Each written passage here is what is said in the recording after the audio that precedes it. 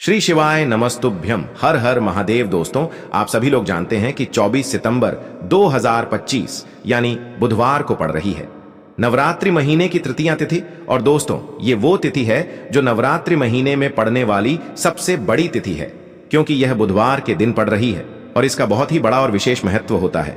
पूज्य गुरुजी ने कहा है, अगर कभी भी मौका लग जाए और आश्विन महीने की तृतीया तिथि बुधवार को पड़ जाए तो आप लोगों को 3 तुलसी पत्ते वाला उपाय तो अवश्य ही करना चाहिए। इन दोनों का संयोग बहुत ही कम आता है। और दोस्तों, पूज्य गुरुजी ने अपनी शिव महापुराण की कथा में बताया है, इस दिन आपको 3 तुलसी पत्ते वाला उपाय तो अवश्य ही करना चाहिए, क्योंकि ऐसा दिन पूरे साल में सिर्फ एक ही बार आता है। और दोस्तों, आप सभी लोग जानते हो कि बुधवार नवरात्रि का अगर सबसे बड़ा कोई उपाय है तो वो 3 तुलसी पत्ते वाला उपाय है। तो दोस्तों, इस बुधवार के दिन आप लोगों को इस 3 तुलसी पत्ते वाले उपाय को जरूर करना है। बहुत सारे लोग होंगे जिन लोगों ने इस उपाय को न किया हो, मतलब पूरा साल निकल गया और उन्होंने किसी भी दिन इस 3 तुलसी पत्ते वाले उपाय को न किया हो।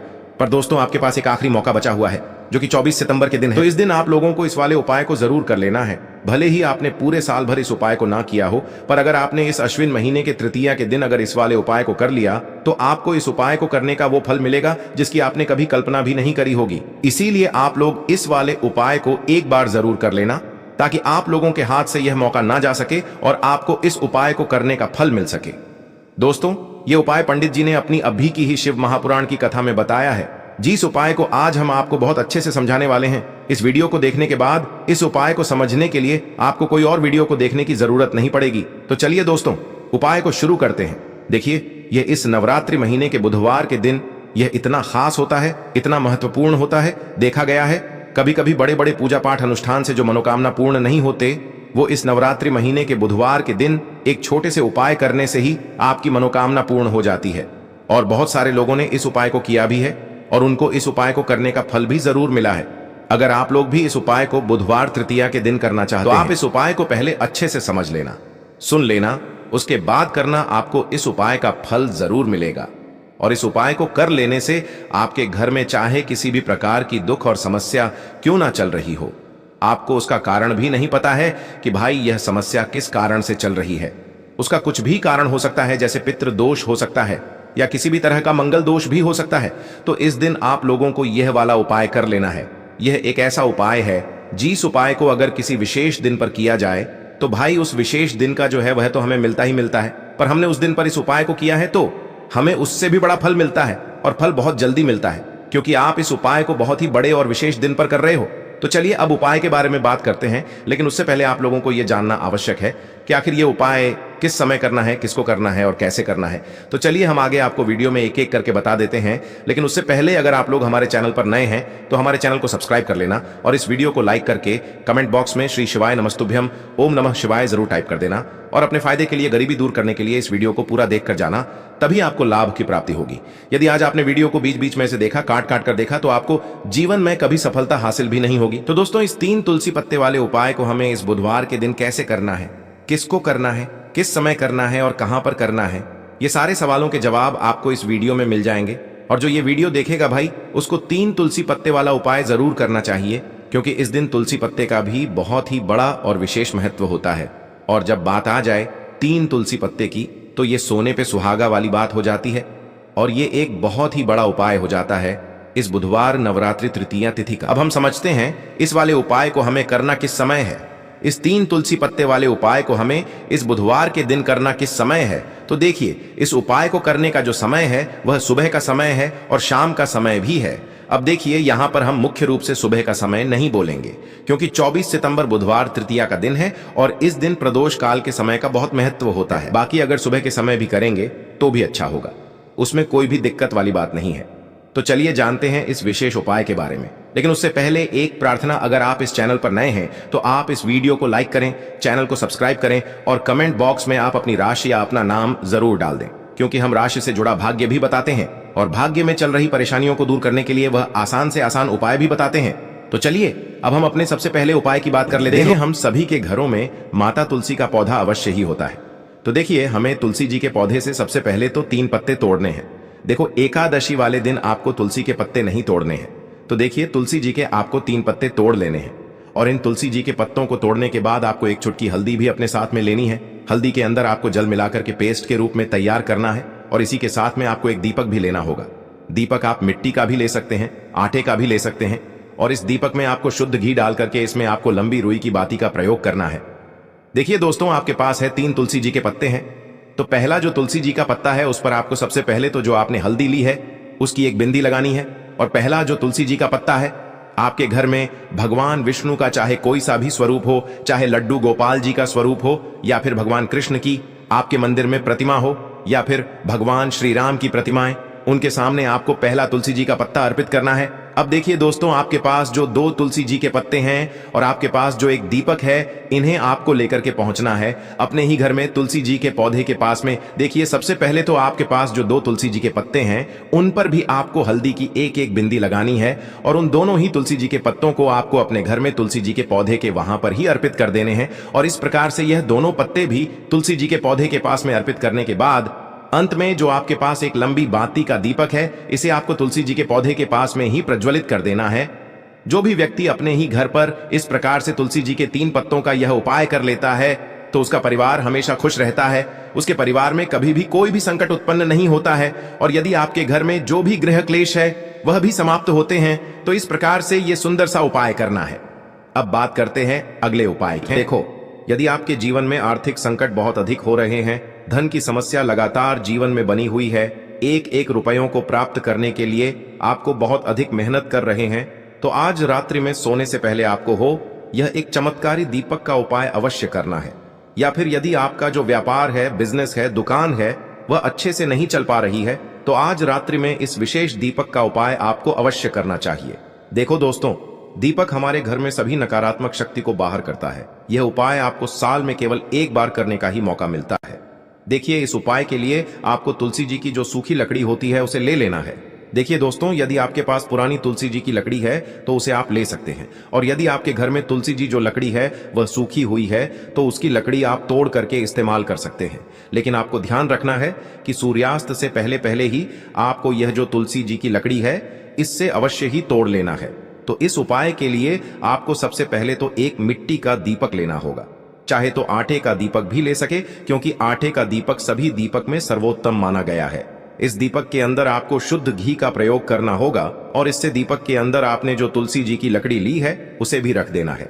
लेकिन ये जो तुलसी जी की लकड़ी है इसमें आपको चारों तरफ अच्छे से घी लगा लेना है। देखिए, गुरु जी ने बताया है कि जो तुलसी जी की लकड़ी है, यदि आप उपाय करते हैं और बहुत ही शीघ्रता से जल जाती है, तो इसके लिए आपको एक कार्य करना है। आपको थोड़ी सी रुई ले लेनी है, और उस रुई को आपने जो तुलसी जी की लकड़ी ली है उस पर अच्छे से चारों तरफ लपेट देनी है। तुलसी जी की लकड़ी के ऊपर रुई लपेटने के बाद इसे आपको पूरा घी के अंदर डुबो लेना है। अब इसे आपको बाती के रूप में प्रयोग करना है। अब दोस्तों, इस दीपक को आपको प्रज्वलित कहाँ करना है? तो इस दीपक को आपको या तो भगवान विष्णु के सामने प्रज्वलित करना होगा, या फिर आपको भगवान श्री राम के सामने प्रज्वलित करना होगा, या फिर भगवान कृष्ण के सामने, यानी कि भगवान विष्णु के जो भी अवतार हैं उनके सामने आप ये दीपक प्रज्वलित कर सकते हैं। या फिर आप इस दीपक को माता तुलसी जी के सामने भी प्रज्वलित कर सकते हैं।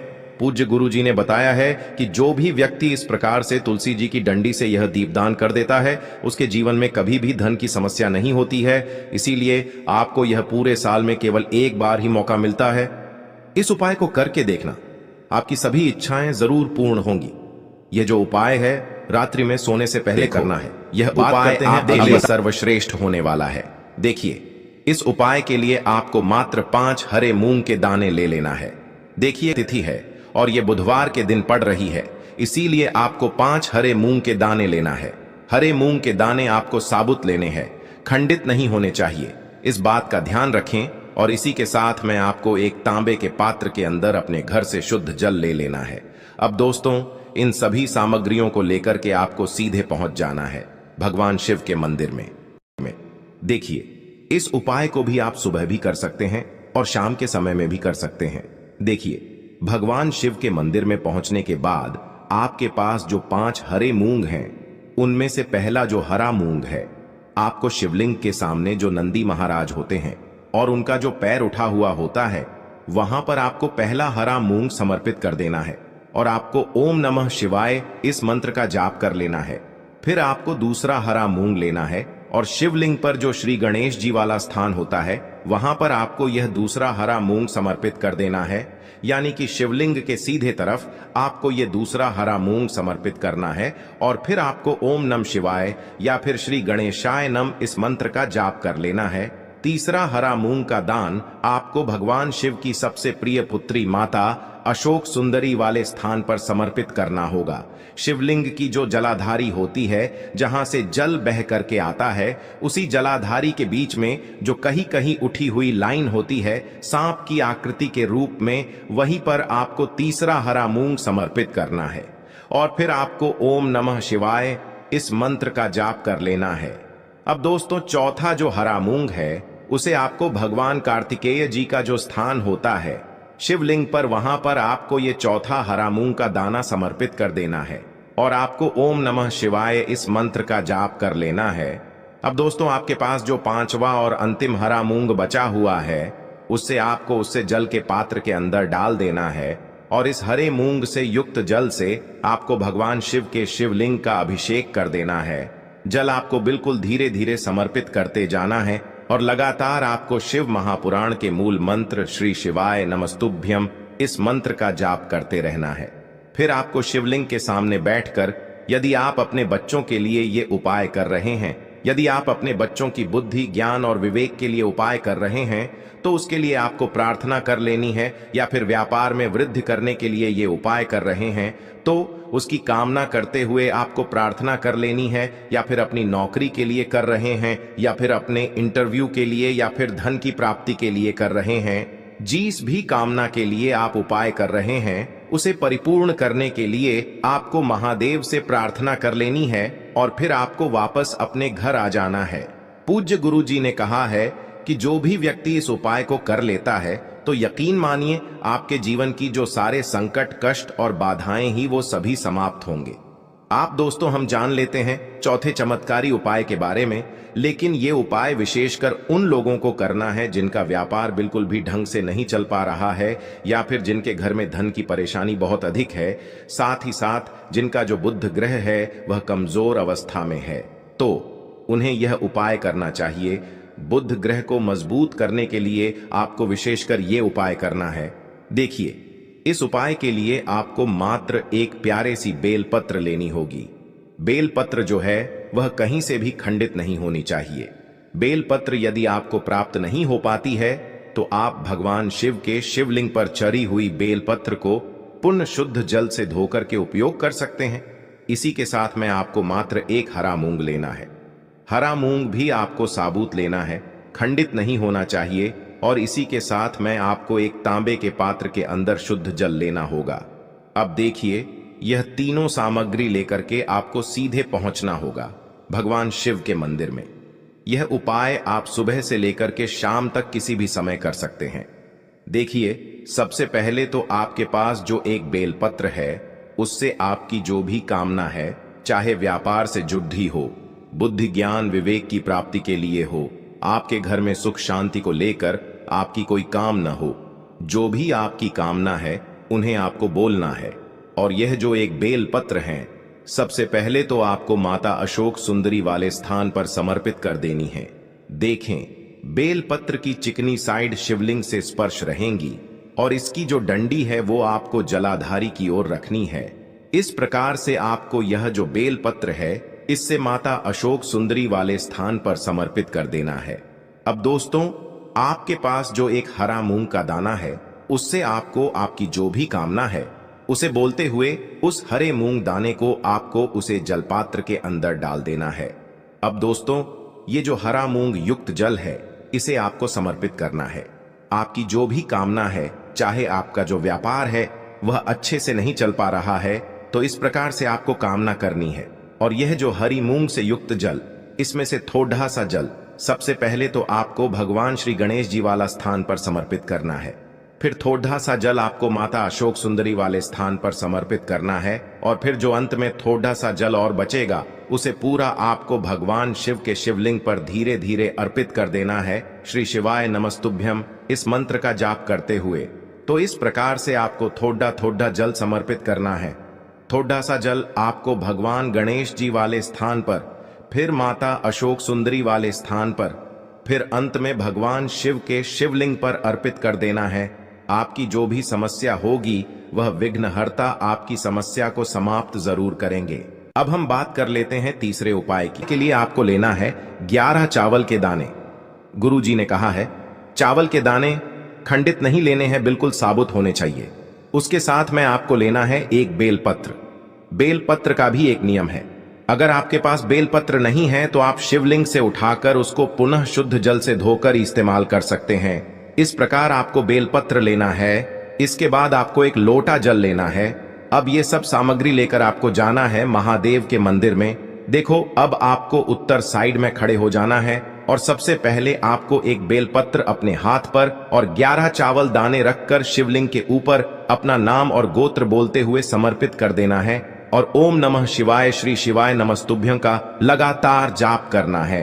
अब आपको जो एक लोटा जल साथ में लेकर आए थे उसे धीरे धीरे बेलपत्र और चावल दाने के ठीक ऊपर आपको समर्पित करते जाना है और शिव पुराण के मूल मंत्र श्री शिवाय नमस्तुभ्यं का 11 बार जाप करना है और अपनी मनोकामना बोलते जाना है। देखो, बस छोटा सा उपाय करना है, देखना एक दिन आपके सब काम बनने लग जाएंगे। गुरु जी का बहुत ही विशेष